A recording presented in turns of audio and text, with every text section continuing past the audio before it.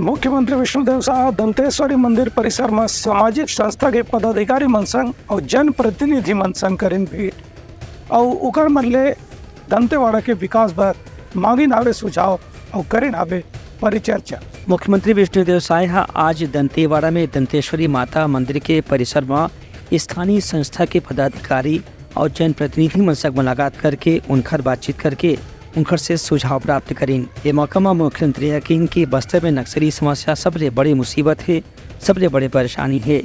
इला दूर करे पर क्षेत्र में विकास के कार्य ला गति देना बहुत जरूरी है। उनकर कहना से कि वह स्थानीय जनप्रतिनिधि मन से और सामाजिक संगठन के पदाधिकारी मन से चर्चा करे पर यही पाए के पहुँचे हैं कि उम्र के सुझाव से ही नक्सली समस्या के समाधान पर स्थायी कदम उठाए जा सकते थे।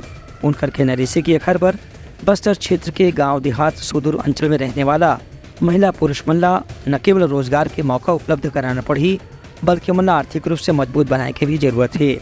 एक पर यहाँ के संस्था के पदाधिकारी उनके सुझाव जैसे आवत जाही ओकरे अनुसार छत्तीसगढ़ में सरकार का नक्सल समस्या के समाधान पर प्रयास कर ही महिला सशक्तिकरण और महिला मल्ला आत्मनिर्भर बनाना ये सरकार की प्राथमिकता में शामिल है।